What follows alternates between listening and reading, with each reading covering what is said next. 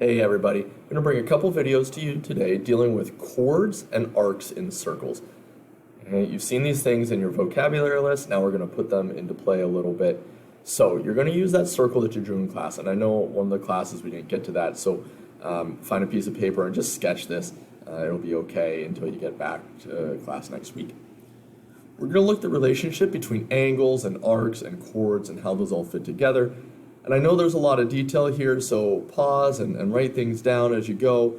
And then at the end, we will fill in your graphic organizer. But make sure you watch both videos, and we'll go from there.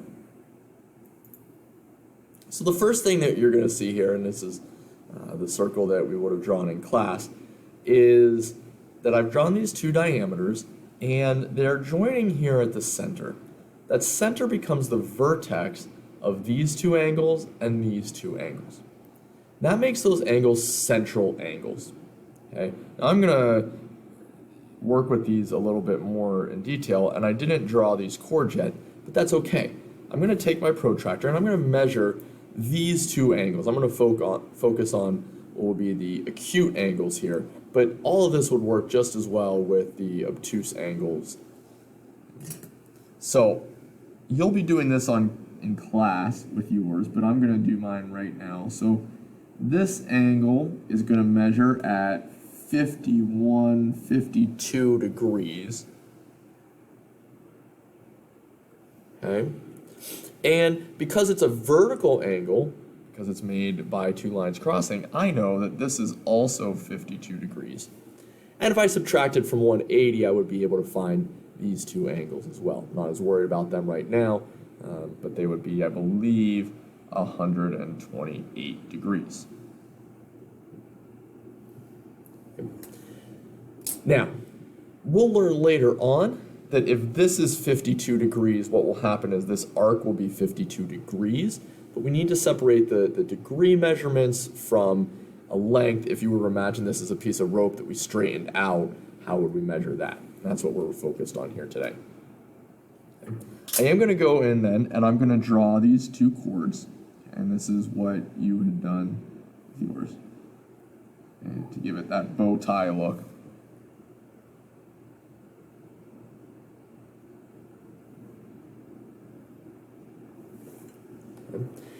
And what we're going to see, and I'm going to summarize this so that we save some time, okay? What we're going to see is that if these two angles are congruent, then I'm going to be able to tell you that these two chords are congruent and that these two arcs are congruent. Okay? It's going to be this really neat relationship working out from the center that if you know that any piece of them are congruent, then the pieces as you keep working out are congruent. So I'm going to give myself some letters here. So I'm going to go with the letter B, I, K for the center, E, and S. Okay. Now I'm going to show you that this works by measuring. You're going to follow this up with yours in class. Okay. And so if I measure IB right here, and I'm going to do this in centimeters, I'm going to get about 7.1 centimeters right there. And I should, because of this relationship, get the same thing down here. Okay, and I do. Now, there's always a little bit of room for human measuring error. Okay. But what I see are that those two chords are both 7.1.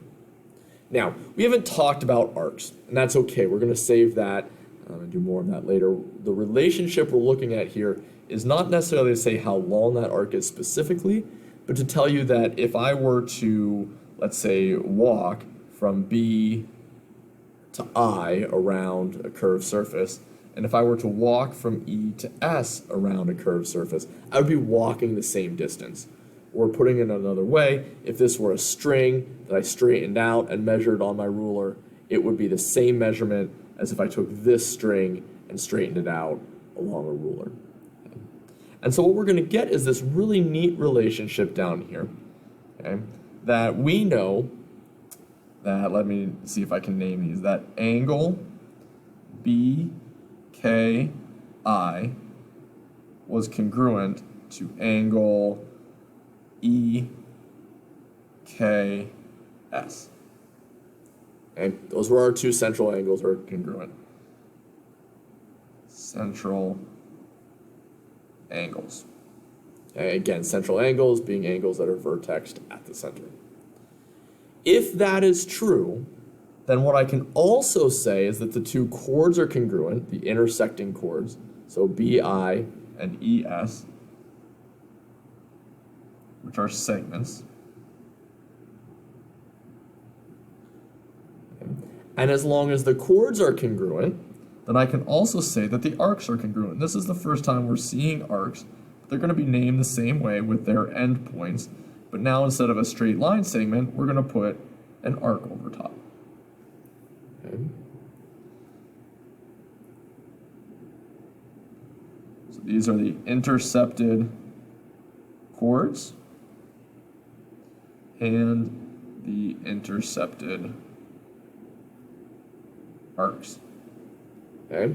What I'd like you to do is take a moment on your circle, pick 5 letters. It doesn't have to spell a word. It can be A, B, C, D, E if you want, but I want you to pick 5 letters, and I want you to write out all of these relationships that are going to be true. Okay, I'll give you a moment, pause the video, and do that.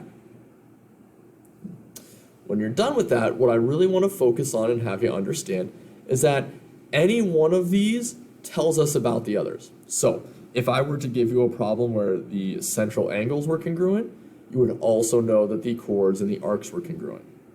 If I were to give you a problem where the chords were congruent, you would then know that the angles and the arcs were congruent.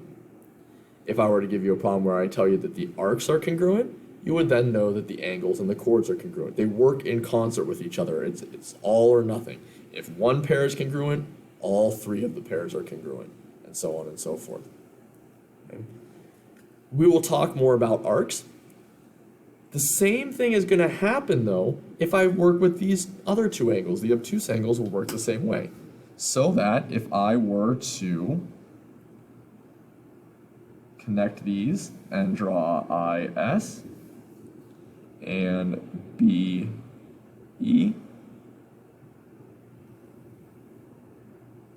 okay, I can come over here, so I drew those 2 chords, and say that angle BKE is congruent to angle IKS. Likewise, I would then know that segment BE is congruent to segment IS. And then I would also know that arc BE is congruent to arc IS. Okay. Now, the cool thing is, because I know that these are congruent, and I know that these are congruent, okay, that's going to form a quadrilateral where opposite sides are congruent. Okay. We know that the diagonals are congruent because they are both diameters. Right? And so this quadrilateral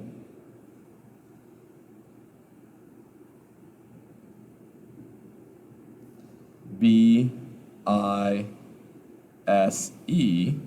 is a rectangle. Okay.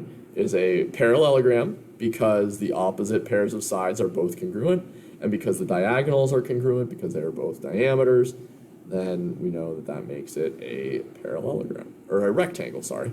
Knowing that it's a rectangle tells me all kinds of cool stuff. That's going to tell me that these are all right angles. Right? And to be honest, some of this is just bonus, this stuff with the rectangles and things like that, but I want you to see what happens when we do that, because it's going to tell us a lot about things later on. What happens when you have a right angle opening up from the circle, intersecting a diameter, things like that. So there's a little bit of preview there of some things that are coming. The big deal for this particular video is this information here. If the central angles are congruent, then the intercepted chords are congruent, and the intercepted arcs are congruent. Okay. I'm going to end this one and make the other one, so hopefully you watch both, and we'll see you soon.